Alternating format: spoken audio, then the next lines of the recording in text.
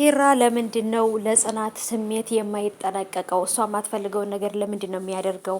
ሁልጊዜ የሆነ ነገር ያደርግና ይቅርታ ይጠይቃል። ምን አስቦ ነው የሚል ኮሜንት ራሱ እያየው ነበርና እኔ ራሴ እውነት በጣም እየተናደድኩበት ነው አሁን በኪራ ማለት ነው። ምክንያቱም ይቅርታ በበዛ ቁጥር ራሱ ቀልድ ነው የሚመስለው በነገራችን ላይ ማለት ነው። እሷም ደግሞ እያየች ማለፏ ለትዳሯ ብላ እንጂ ነገሩን ትንብሯት አይደለም። እና ይሄ ነገር እውነት እያደረገው አይደለም።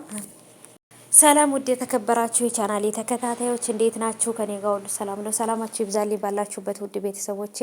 ለቻናሌ አዲስ ከሆናችሁ ሰብስክራይብ አድርጋችሁ ቤተሰቡን ነባሮች እንኳን በሰላም መጣችሁ ብያለሁ ውዶቼ። ተወዳጁ የጽናት ድራማ ትናንት ተለቆ ነበረ። አንዳንድ ኮሜንቶችና አስተያየቶች ነበሩ። በእነሱ ላይ ዛሬ እናወራለን ከኔ ጋራ።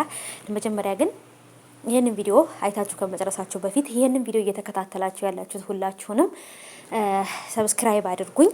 ቪዲዮውንም ደግሞ ላይክ ሳታደርጉ እንዳታልፉት ማለት ነው። ላይክ ባደረጋችሁት ቁጥር ለኔ እንዳበረታታችሁ የሚቆጥረው ላይክ አድርጉት። ቪዲዮውንም ደግሞ ቻናሉንም ሰብስክራይብ አድርጉት ማለት ነው ውዶቼ እና ባይቦቼ። በተለይ የቤት ሰራተኛይቱ ምህሩ አሁን ላይ ዲና ስለተነሳች በጣም ተጨንቃቸዋል ማለት ነው። ምክንያቱም ምህሩ ተነስታ ቆማ መሄዷን ሰራተኛይቱ ስታይ በጣም ነበር የተናደደችው። በዛ ምክንያት ደግሞ አሁን ላይ በእልህ ከበፊቱ የበለጠ መጥፎ ነገር ታረጋታለች። የቤት ሰራተኛይቱ መውጣት አለባት። እሷ እዛ ቤት ውስጥ ከሆነች በጣም ትልቅ አደጋ እንደሚፈጠር ነው እንግዲህ በኮሜንትም ስታስቀምጡ እንደተረዳ ነው ከሆነ እኔም የተረዳሁት እንደዛ ነው። እናንተም ኮሜንት እያስቀመጣችሁ የነበረው ቪዲዮ ላይ ለዛ ነው።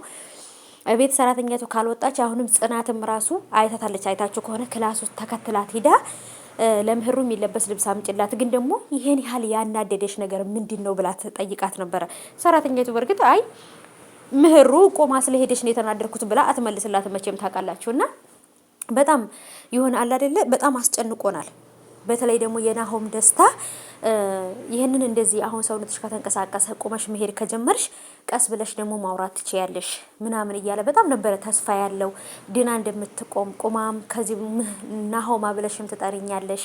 ስለዚህ ተስፋ አንቆርጥም፣ ለኛ ነው ድል ለኛ ናት። ስለዚህ ቀጣይ ደግሞ ከዚህ የበለጠ ደግሞ ደስተኛ እንሆናለን ብሎ ነበር ያላትና እውነት ነው። ከፈተና በኋላ ስኬት አለ፣ ከማጣት በኋላ ማግኘት አለ፣ ከመታመም በኋላ መዳን አለ። ጤነኛም ከሆናችሁ ደግሞ መታመም እንዳለ ማሰብ፣ ቁመን እየሄድን ከሆነ ሞትም እንዳለ ማሰብ አለብን አይደለ? የሰው ልጅ ስትሆኑ መቼም ይሄ ሁሉ ነገር አይቀርም። ማጣት አይቀርም፣ ማግኘት አይቀርም፣ መታመም አይቀርም፣ መሞት አይቀርም። እና አንዳንድ ጊዜ ህይወትን ስታዩት በጣም ከባድ ናት። በአንዳንዱ ቤት ደስታ ታስቀምጣለች። አሁን እነ ጽናት ቤት በጣም ደስታ ነው ያለው። እነ ምህሩ በፊት ላይ ጽናትና ኪራ ላይ በጣም ብጥብጥ፣ በጣም ከባድ ችግር ውስጥ ኪራም ራሱን ማስታወስ አይችልም ነበረ። በጣም ብዙ ችግሮች ተፈጥረው ነበረ። አሁን ላይ ደግሞ በእነ ኪራ ቤት ደስታ፣ ስኬት፣ ፍቅር ነው ያለው። ያ ነገር ደግሞ አሁን ደግሞ ተመልሶ እነ ምህሩ ቤት ገባና ደግሞ የእነ ምህሩን ቤት ደግሞ ጨለማ አድርጎት ነበረ። አሁንም ደግሞ ከጨለማ ወደ ብርሃን እየመጡ ነው ብዬ አስባለሁ። ጥሩ ስሜት ላይ ናቸው አሁን ላይ ያሉት። ሶሲም ደግሞ እየተናገረች ያለችውን ነገር እውነት እንደሆነ ሲያውቁ ናሆምም በጥፊ የመታትን ነገር ይጸጸታል። ጽናትም ደግሞ እዛ ቤት አስወጥታ ያባረራቻት ነገር ትጸጸትበታለች ብዬ አስባለሁ። ሶሲ ጥሩ ሰው ናት ለማለት ፈልጌ ሳይሆን ሶሲ በጣም መጥፎ ሰው ናት። ሰውን የማትረዳ ደደብ የሆነች ዶማ ነገር ናት። ግን አላደለ ታውቃላችሁ፣ አንዳንድ ጊዜ እንደዛ አይነት ሰዎች የሚናገሩትም ነገር እውነት እንዳለው በደንብ ማወቅ አለብን ብዬ አስባለሁና ያለችበት ሁኔታ ወይንም እየተፈጠረ ያለው ነገር እጅግ በጣም ከባድ ነው፣ እውነት ለመናገር ማለት ነው። ከባድ ከምላችሁ በላይ እና ወዶቼ እንግዲህ ሰኒም ያለችበት ሁኔታ እያያችሁ ነው። ሰኒ በቃ ከሰውነት ደረጃ ወጥታለች። በጣም ብስቁልቁል ብላለች ከምላችሁ በላይ ከሰውነት ደረጃ ላይ ወጣችሁ ማለት ነው። ምክንያቱም እሱ ቤትን ገለነዋል ብለው ስላሰቡ ነው ማለት ነው ይሄ ነገር የተፈጠረው።